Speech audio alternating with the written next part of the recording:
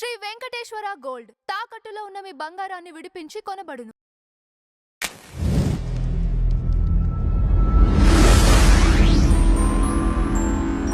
Sir నమస్తే sir. నమస్తే అండి. సార్ అనసూయ గారు కాక్రోచ్ జనతా పార్టీకి సపోర్ట్‌గా మాట్లాడిందని చెప్పి బీజేపీ వాళ్ళు మండిపడుతున్నారు సార్.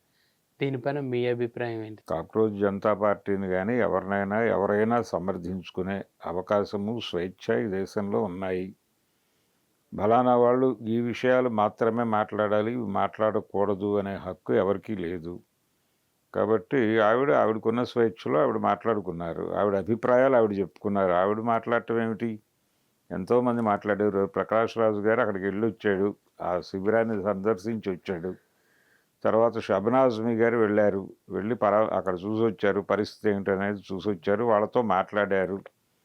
అలాగే నజీరుద్దీన్ షా స్పందించాడు, దీని మీద మాట్లాడాడు. చాలామంది మేధావులు, చాలామంది సినిమా పరిశ్రమతో సంబంధాలు ఉన్నవాళ్ళు కూడా సాలిడారిటీ తెలియజేశారు. సాలిడారిటీ తెలియజేయటం తప్పని మాట్లాడే హక్కు భారతీయ జనతా పార్టీకి కానీ ఇంకొకళ్ళకి కానీ ఎవరికీ లేదు. నచ్చే అభిప్రాయాలు కొన్ని ఉంటాయి, నచ్చని అభిప్రాయాలు కొన్ని ఉంటాయి. ఎందుకు నచ్చలేదో చెప్తారు, చెప్పే స్వేచ్ఛ హక్కు ఉన్నాయి ఇక్కడ ఈ దేశంలో. కాబట్టి ఆవిడకు ఉన్నటువంటి భావ ప్రకటన స్వేచ్ఛ మేరకు అనసూయ గారు కాక్రోచ్ జనతా పార్టీకి ఆవిడ మద్దతు ఏమీ కాదు. యాక్చువల్గా పాపం వాళ్ళు ఏదో నిరాహార దీక్ష చేస్తున్నారు, దాని గురించి ఎవరన్నా పట్టించుకుంటే బాగుంటుంది అన్నంతగా మాత్రమే మాట్లాడారు. వాళ్ళ డిమాండ్స్ కూడా నిజానికి తల్లులకి సంబంధించిన గొడవే అది.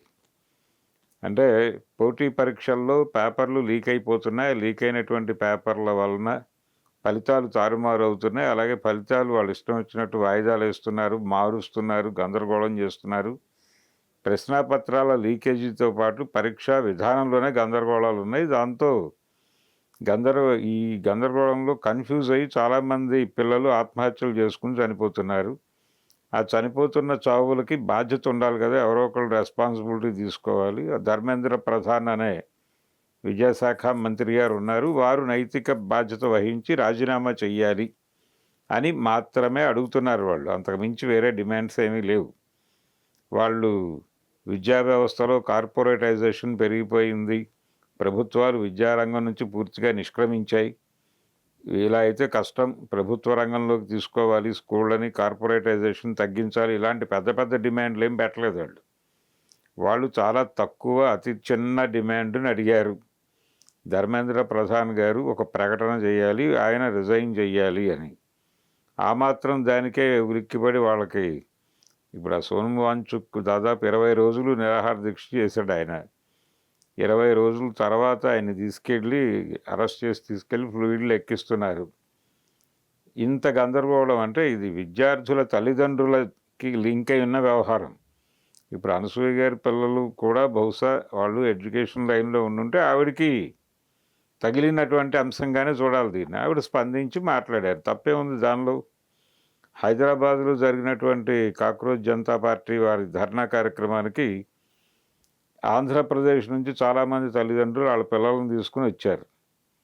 ఎందుకు వచ్చారంటే వాళ్ళల్లో నైతిక స్థైర్యాన్ని నింపడం కోసం ఆ పిల్లల్లో.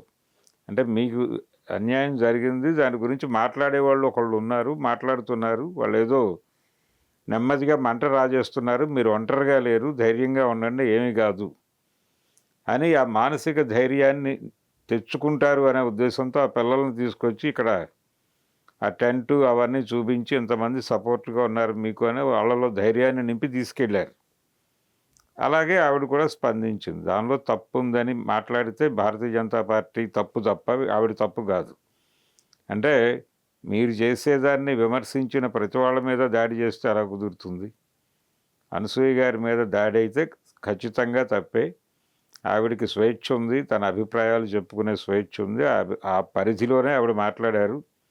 ఆవిడ మీద నెగిటివ్గా మాట్లాడటం అనేది ఖచ్చితంగా ఎవరు చేసినా తప్పే. అది బీజేపీ అనే కాదు, ఇంకెవరైనా వ్యక్తిగత స్థాయిలో ఆవిడ అలా మాట్లాడటం తగని పని అని మాట్లాడితే వాళ్లే తప్పు చేసినట్టుగానే ఆవిడ కాదు.